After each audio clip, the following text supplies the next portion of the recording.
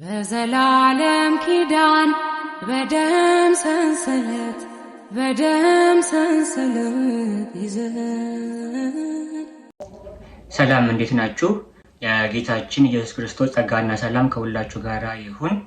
ብዙ ጊዜ ክርስቲያኖች የሮሜ መልእክት ምዕራፍ 9ን ሲያነቡ አንድ ግር የሚላቸው ነገር አለ። እኔም ለመጀመሪያ ጊዜ ሳነበው እንዳልተሰምቶኝ ነበር። እርሱም ሮሜ 9 ሲነበብ እግዚአብሔር አንዳንድ ሰዎችን ለምህረት አንዳንድ ሰዎችን ደግሞ ለጥፋት አስቀድሞ መርጦ የወሰነባቸው አድርጎ የሚመስል ንባብ ይዞ ይገኛል እና ብዙ ሪፎርምድ ሰርክል ውስጥ ያሉ ፕሮቴስታንቶችም ጭምር ይሄንን ጥቅስ በቃ ስሞኪንግ ግን አድርገው ነው የሚወስዱት። ሮሜ 9 በቃ የምርጫ ደብል ፕሬዲስቲኔሽን ማለት ነው። እግዚአብሔር ግማሹን ለምህረት ግማሹን ደግሞ ለጥፋት አስቀድሞ ከስራ ሳይሆን ከምርጫ አድርጎ መርጧል ብለው ይጠቀሙበታል። እኛ ግን እስቲ ዛሬ አንድ ያተረጓጎም መንገድ እናያለን። ሮሜ 9ን ከነ ኮንቴክስቱና ከነ ብሉይ ኪዳናዊ ጥቅሶቹ ምን እንደሚመስል እናያለን። መጀመሪያ ማስተዋል ያለብን ምን መሰላችሁ? ሮሜ ምዕራፍ 9 ከብሉይ ኪዳን ብዙ ጥቅሶችን ይጠቅሳል። ከብሉይ ኪዳን ብዙ ጥቅሶች ስለሚጠቅስ ጳውሎስ የተጠቀማቸውን ጥቅሶች ከብሉይ ኪዳን ምን ለማለት ነው የሚሉትን ማየት አለብን ገና ከመጀመሪያው ነው። ለምሳሌ ብዙ ጊዜ የሚጠቀሰው ጥቅስ ይሄኛው ነው። እሱም ሮሜ 9:13 ላይ ያለው ያዕቆብን ወደድኩ ኤሳውን ግን ጠላው ተብሎ እንደተጻፈ ይላል። እዚህ ጋር ሁለት ነገሮችን ማየት አለብን። የመጀመሪያው ወደድኩና ጠላው ምን ማለት ነው የሚለውን፣ ምክንያቱም እግዚአብሔር የሚጠላው ሰው አለ እንዴ? እግዚአብሔር ሁሉንም ሰው ይወዳል። ስለዚህ ምንድነው መውደድና መጥላት የሚለውን ቃል ስናየው በዕብራይስጡ በብሉይ ኪዳን ስንሄድ መውደድ የሚለው ቃል የሚያሳየው ኮቨነንታል ሪሌሽንሺፕ ወይም ደግሞ ቃል ኪዳናዊ የሆነ ህብረት አንድነትን ነው የሚያሳየው። አንድ ሰው አንድን ሰውን ሲወድ ከእርሱ ጋር ህብረትን አንድነትን ይፈልጋል። ያኛውን ሰው ደግሞ ሲጠላ ሌላውን ሰው ህብረት አንድነት አልፈለገም ከእርሱ ጋር እንደማለት ነው። ስለዚህ እግዚአብሔር ከኤሳው ጋር ህብረትን አልፈለገም፣ ከያዕቆብ ጋር ግን ህብረትን ፈለገ ማለት ነው ጥቅሱ እንጂ እግዚአብሔር የሆነ ኢሞሽን ኖሮት አንደኛውን ሰው ወዶ አንደኛውን ሰው ጠልቶ አይደለም። አንደኛው ሰው ጋር ምን ሆነ? ቃል ኪዳናዊ ህብረት ሆነና ከአንደኛው ሰው ጋር ደግሞ ቃል ኪዳናዊ ህብረቱን አላደረገም እንደማለት ነው።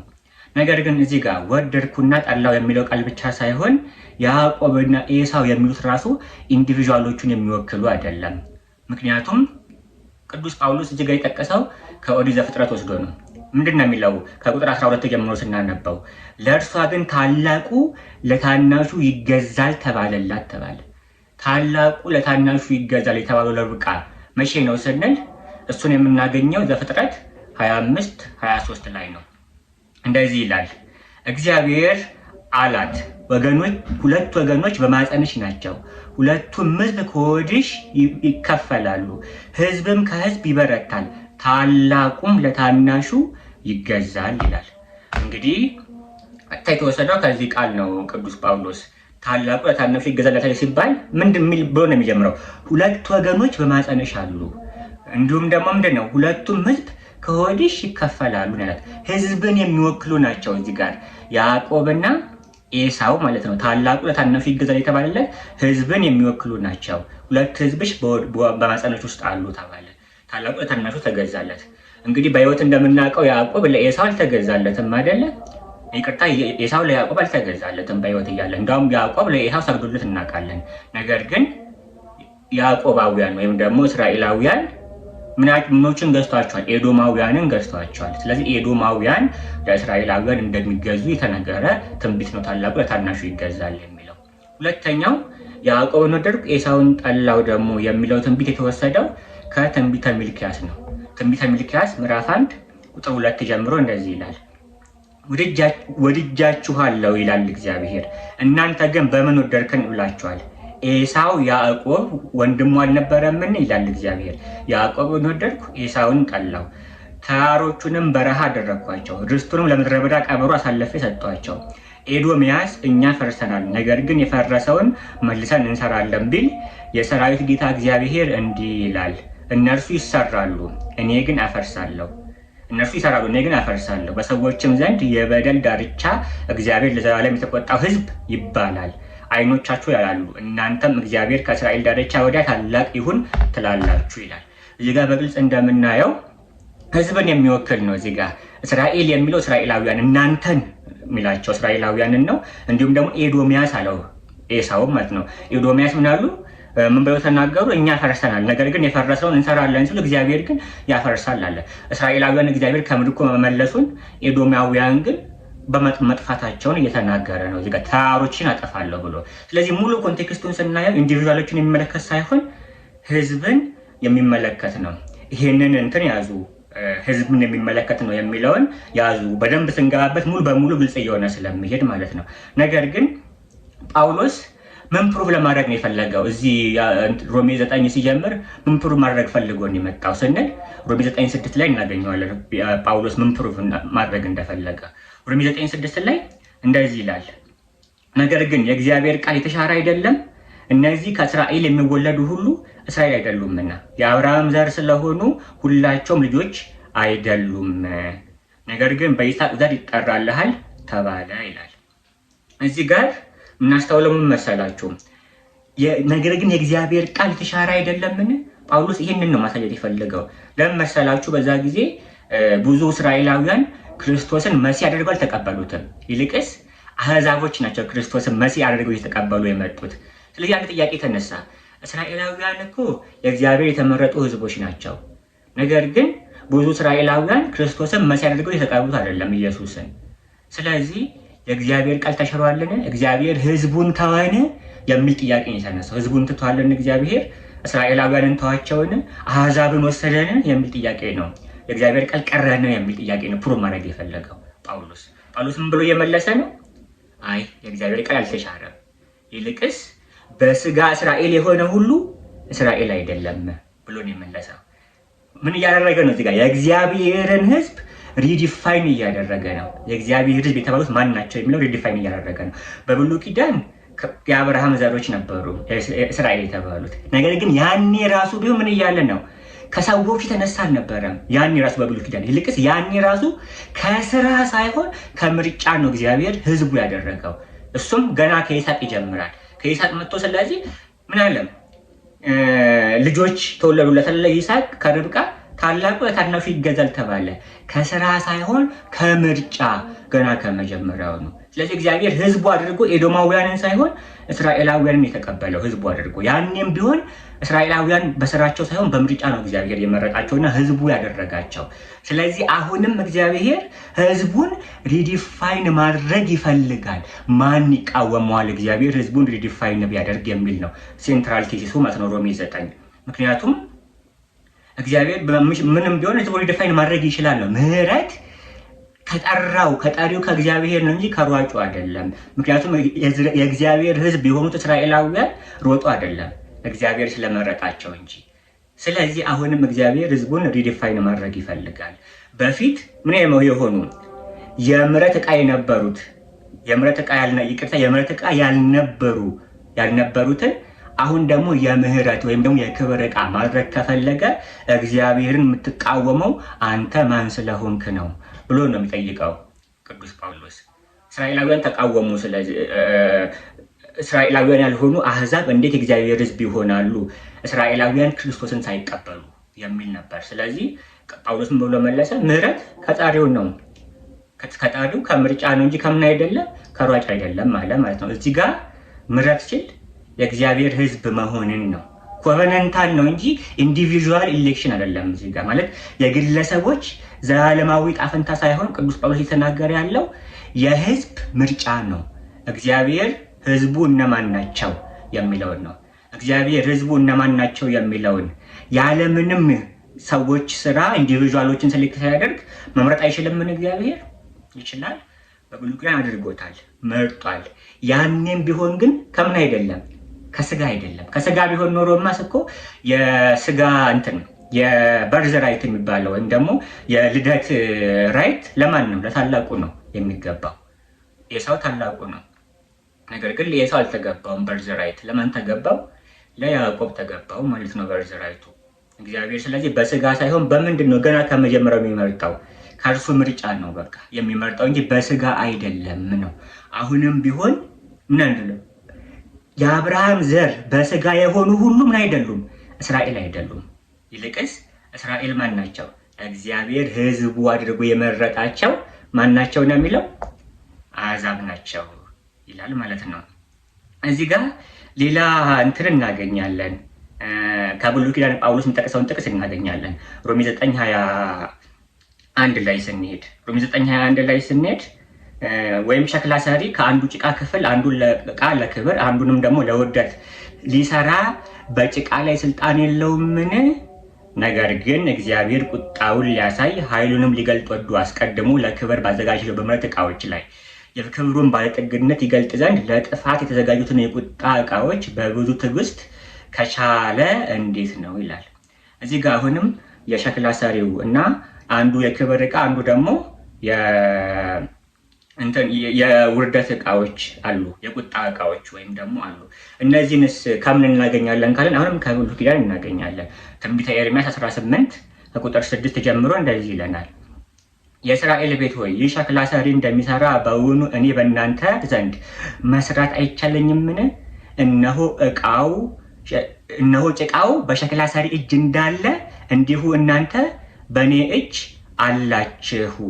ስለ ሕዝብ ስለ መንግስትም እነቅል አፈርስም አጠፋም ዘንድ በተናገርኩ ጊዜ ይህ ስለ እነርሱ የተናገርኩበት ሕዝብ ከክፋቱ ቢመለስ እኔ ያደርግበት ዘንድ ካሰብኩት ክፉ ነገር እጸጸታለሁ። ስለዚህ እዚህ ጥቅስ ላይም ካስተዋላችሁት እዚህ ጋር ዕቃ እያላቸው ያላቸው እስራኤላውያንን ነው። የሸክላ ዕቃ እያላቸው ያለው ሕዝብን የሚመለከት ነው ማለት ነው። ነገር ግን ሕዝብን የሚመለከት ብቻ ነገር አይደለም የምናገኘው ከዚህ ጥቅስ ላይ። ይልቅስ እንደምንም እኔ ብፈልግ መስራት አይቻለኝም ምን ይላል እግዚአብሔር። አንደኛውን ዕቃውን ለምሕረት አንደኛውን ደግሞ እንዲሁ ለቁጣ ባደርግ አይቻለኝም ምን ይላል። ነገር ግን ይህ ራሱ መሰረት እንዳለው ይናገራል። እዛው በቁጥር 7 ላይ ስለ ሕዝብ ስለ መንግስትም አነቅል አፈርስ ዘንድ አጠፋም ዘንድ በተናገርኩ ጊዜ ካለ በኋላ ምን ይላል? ስለ እርሱ የተናገርኩት ሕዝብ ከክፋቱ ቢመለስ አደርግበት ዘንድ ካሰብኩት ክፉ ነገር እጸጸታለሁ ያለ እመለሳለሁ እያለ ነው ማለት ነው እግዚአብሔር። እዚህ ጋር ሕዝቡ ቢመለስ እኔ እመለሳለሁ። ስለዚህ የክብር ዕቃ አድርጌ ብፈጥራቸው እና ደግሞ እነሱ ባይቀበሉ እነሱን የውርደት ዕቃ ማድረግ ይችላል እግዚአብሔር። እንዲሁም ደግሞ የውርደት ዕቃዎችን እነሱ በመሲሁ ቢያምኑ እነሱን የክብር ዕቃ ማድረግ ቢፈልግ እግዚአብሔር ይችላል እያለን ነው ማለት ነው። እዚህ ጋር ሙሉ በሙሉ የምናየው ቴሲስ እዚህ ላይ በሙሉ ሕዝብ እንደሆኑና ሕዝቦቹን ቢመለሱ የክብር ዕቃ ባይመለሱ ደግሞ የቁጣ ዕቃዎች ማድረግ እንደሚችል ነው። ይህንን ደግሞ ሮሜ 11 ላይም እናገኘዋለን። አንተ አሕዛብ ሆይ የተተከልከው በእምነት ነው ግንዱ ላይ፣ እስራኤላዊውም ደግሞ ስለ እምነት ስለሌለው ተቆርጧል ይላል። ስለዚህ እሱ ተቆረጠ አንተም ልትቆረጥ ትችላለህ እያለ መቆረጥ ወይም መተከል የክብር ዕቃ ወይም ደግሞ የውርደት ዕቃ መሆን የሚቻለው በእምነት እንደሆነ ያሳየናል። ነገር ግን አሁን ይህን እንለፈው፣ ዋናው ነጥብ እዚህ ጋር ስላልሆነ። ዋናው ነጥብ ግን መጨረሻ ላይ እናገኘዋለን። ቅዱስ ጳውሎስ ይህንን ሁሉ አርጉመንቱን ሲጠቀልል ስለ ሕዝብ መሆኑን ራሱ አስረግጦ ይነገረናል። ይህም ቁጥር 24 ላይ እንደዚህ ይላል፣ የምሕረቱ ዕቃዎች ከአይሁድ ብቻ አይደሉም፣ ነገር ግን ከአሕዛብ ደግሞ የጠራን እኛ ነን። እንዲሁ ደግሞ በሆሴ ሕዝቤ ያልሆነውን ሕዝቤ ብዬ ያልተወደደችውንም የተወደደች ብዬ እጠራለሁ። እናንተ ሕዝብ አይደላችሁም በተባለላቸው ስፍራ በዚያ የሕያው የእግዚአብሔር ልጆች ተብለው ይጠራሉ ይላል። እዚህ ጋር አስተዋላችሁ። ቀጥታ የምሕረቱ ዕቃዎች የምሕረቱ ዕቃዎች እስራኤላውያን አይሁዶች ብቻ ሳይሆኑ ምን አለን? ከአሕዛብ የሆነም ደግሞ እኛ ሆነን አለ ማለት ነው። ሪዲፋይን አደረገ የእግዚአብሔርን ሕዝብ። የምሕረቱ ዕቃ የተባለው የእግዚአብሔር ሕዝብ ናቸው። ኮቨነንቱ ወይም ደግሞ ቃል ኪዳኑ ያደረገው ማለት ነው። አሁን ግን ምን ተደረገ? ሪዲፋይን ተደረገ። አሕዛብም የምሕረቱ ዕቃዎች ሆኑ ማለት ነው። በእምነት ልክ እንደ አይሁድ ተቆረጡ ያለ እምነት እግዚአብሔር ቃል የተሻረ አይደለም። ህዝቡ አልፈረሰም። ይልቅስ ህዝቡ ሪዲፋይን ተደረገ እንጂ በፊት የአብርሃም ዘር ነበረ ህዝብ የተባለው። አሁን ግን የአብርሃም ዘር ሁሉ የሆነው በምንድን ነው? በእምነት ነው። በእምነት አሕዛብ ምን ሆኑ? የእግዚአብሔር ህዝብ ሆኑ ማለት ነው። ህዝቡ ሪዲፋይን ተደረገ። ሆሴን ይጠቅሳል እዚህ ጋር ህዝብ ያልሆኑትን ህዝቤ ብዬ ያልተወደደችውንም የተወደደች ብዬ እጠራለሁ አለ። እዚህ ጋር ቀጥታ ያስቀመጠልን ማለት ሲጨርሰው ሆሴ እዚህ ጋር ምን ብሎ ነው የዘጋው? ህዝብ ያልነበሩት ማን ናቸው? ቅዱስ ጳውሎስ አፕላይ ሲያደርግ የሆሴን ትንቢት አሕዛብ ነበሩ። አሁን ግን አሕዛብ ምን አደረጋቸው? ህዝብ አደረጋቸው። ያልተወደዱ ነበሩ አሕዛቦች። አሁን ግን ምን አደረጋቸው? የተወደዱ አደረጋቸው ማለት ነው። ስለዚህ ህዝቡን ሪዲፋይን ያደረገ እግዚአብሔር ማለት ነው። ቅዱስ ጳውሎስ ይሄንን ቴሲሱን የእግዚአብሔር ቃል ተሻረን የሚለውን ሲጠቀልል እንዲሁ ይቀጥላል። አሁንም ኢሳያስን ይጠቅሳል። የእስራኤል ልጆች ቁጥር ምንም እንደ ባህር አሸዋ ቢሆን ቅሬታው ይድናል፣ ጌታ ነገሩን ፈጽሞና ቆርጦ በምድር ላይ ያደርጋልና ብሎ ስለ እስራኤል ይጮሃል። ኢሳያስም እንደዚሁ ጌታ ጸባኦት ዘር ባያስቀርልን እንደ ሰዶም በሆንን እንደ ጎሞራንም በመሰልን ነበር ብሎ አስቀድሞ ተናገረ ይላል። ከኢሳያስ የጠቀሰው ጥቅስ እዚህ ጋር ዘር ባያስቀርልን ኖሮ እግዚአብሔር እንደ ሰዶም በሆንን እንደ ጎሞራም ደግሞ በመሰልን ነበረ አለ። እዚህ ጋር ኢሳያስ የተጠቀሰው እንትኖች ጠፉ። ሰሜናዊቷ የእስራኤል መንግስት ጠፋች። ነገር ግን ይሁዳ አልጠፋችም። ይሁዳ ያልጠፋቸው ለምንድን ነው? እግዚአብሔር ዘር ስላስቀረላቸው ይሁዳ በነዛ ዘር በኩል በቅሬታዎቹ በኩል ዘሬታዎች ቅሬታዎቹ ናቸው። በቅሬታዎቹ በኩል ይሁዳ ቀጠለች፣ አልጠፋችም። ስለዚህ እግዚአብሔር ዘር ባያስቀር ኖሮ ግን እንደ ሰዶምና እንደ ጎሞራ በጠፋች ነበረ ይላል ማለት ነው። አሁንም እስራኤሎች ሁሉ የካዱ አይደለም፣ ክርስቶስን የተቀበሉ አይደለም። ከእስራኤልም እግዚአብሔር ቅሬታ አለው፣ መሲሁን የተቀበሉ ነው የሚለው። ስለዚህ እንደዚህ ብሎ ይቀጥላል ጳውሎስ። እንግዲህ ምን እንላለን? ጽድቅ ያልተከተሉትን አሕዛብን ጽድቅ አገኙ፣ እርሱ ግን ከእምነት የሆነ ጽድቅ ነው።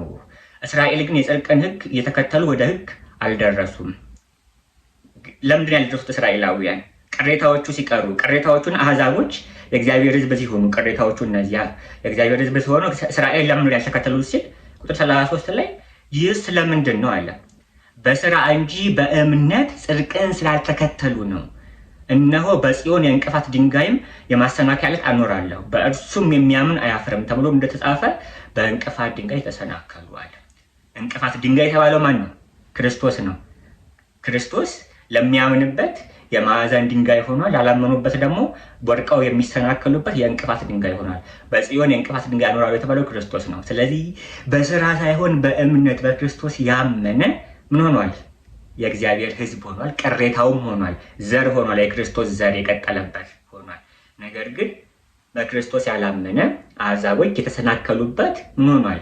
የመሰናከያ ድንጋይ ሆኗል። ስለዚህ በእምነት የሆነውን ጽድቅ ስላልያዙ ተቆረጡ፣ ተጣሉ። ነገር ግን የእግዚአብሔር ቃል አሁንም አልተሻረም። ለምን? እግዚአብሔር ሕዝቡን ሪዲፋይን አድርጓልና። እስራኤል ማናት? በክርስቶስ ያመነች ቤተክርስቲያን ናት። እሷም ከአይሁድም ከአሕዛብም ተውጣጣች አንድ የክርስቶስ ሕዝብ ናት። እስራኤል ስጋ የተባሉት በስጋ እስራኤል የሆኑት ሁሉ እስራኤል አይደሉም። ነገር ግን እስራኤል ዘነብስ የተባለች ቤተክርስቲያን ግን በክርስቶስ ያመኑት የእግዚአብሔር ሕዝብ ሆናለች። እሷ ናት ምርጫዋ። የተመረጠችው ማናት? ቤተክርስቲያን ናት የተመረጠችው። ቤተክርስቲያን ውስጥ ደግሞ በእምነት የገባ ሁሉ የእግዚአብሔር ሕዝብ ነው ማለት ነው። ቅዱስ ጳውሎስ ይህንን ነው የሚያስረዳው። ይቆያል። በዘላለም ኪዳን በደም ሰንሰለት ይዘን